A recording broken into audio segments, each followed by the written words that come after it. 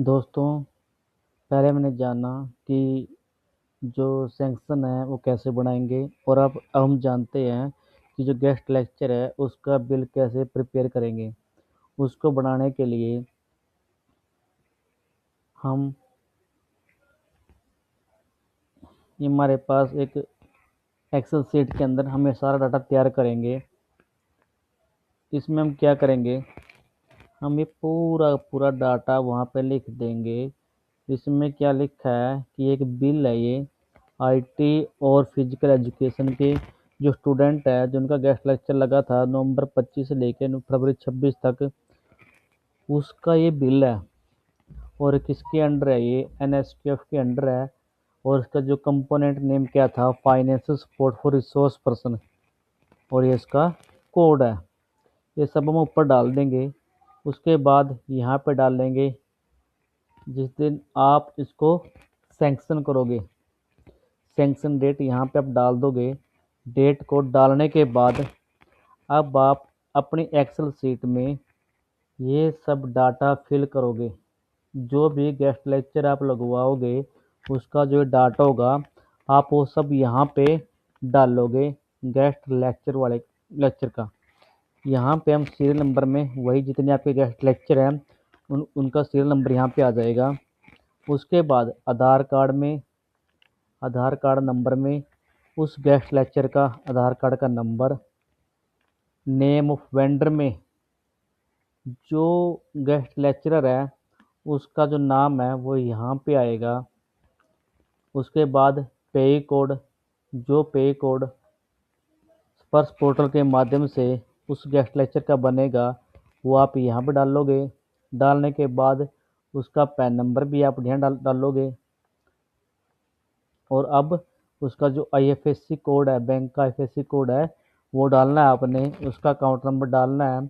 उसके बाद जो एक्टिविटी आपने करवाई है, नेम ऑफ एक्टिविटी भी आप यहाँ पे डालोगे। जैसे कि ये गेस्ट लेक्चर था तो नीचे डाला है ये गेस्ट लेक्चर है। ये आपने उस गेस्ट लेक्चरर से कितने गेस्ट लेक्चर लगवाए हैं उसकी संख्या यहाँ पे डालोगे।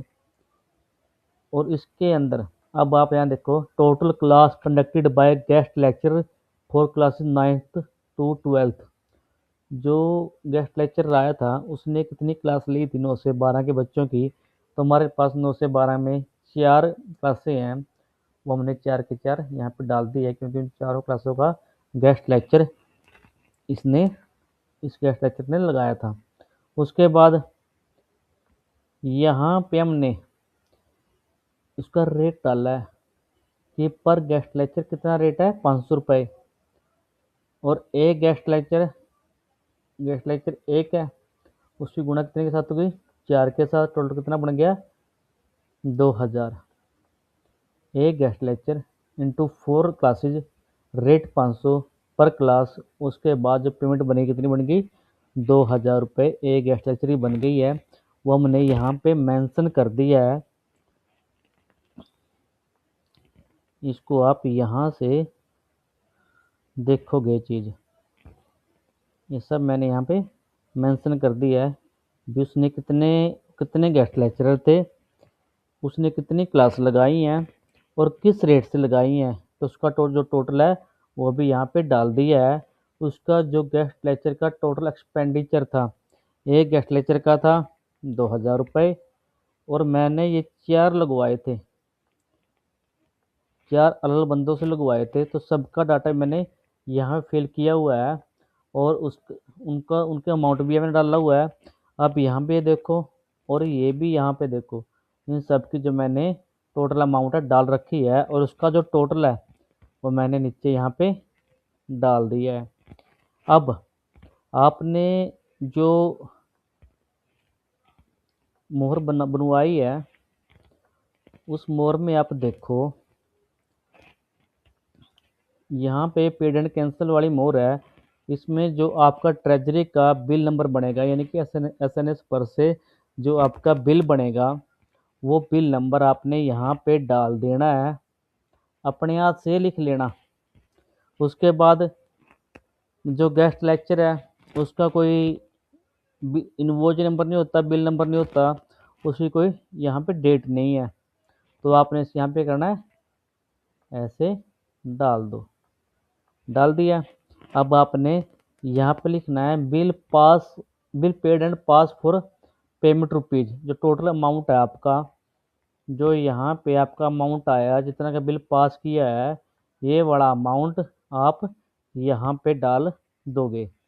डालने के बाद जिस टाइम आपने SNS स्पर्श पोर्टल बनाया है, जिस टाइम आपने बिल SNS स्पर्श पोर्टल बनाया है, वो टाइम और वो सैंक्शन डेट यहाँ पे डालोगे, और नीचे यहाँ पे लिखोगे बिल वेरीफाई बाय मी, पेन के साथ लिख देना ऐसा, बिल वेरीफाई बाय मी।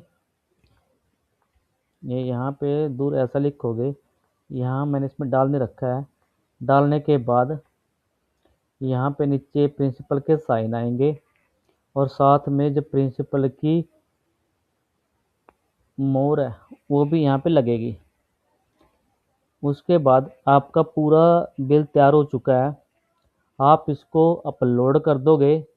अपलोड करने के बाद आप इसको DDO को असाइन कर दोगे, ताकि ये बिल उसके पास चला जाए।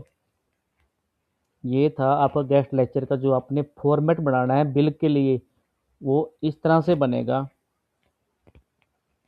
यदि इसमें मेरे कहने में कुछ गलती रह गई है तो उसके लिए माफ़ी मांगता हूँ, पर ये आप लोग इस तरह से अपने जो बिल है वो क्रिएट कर सकते हैं। धन्यवाद।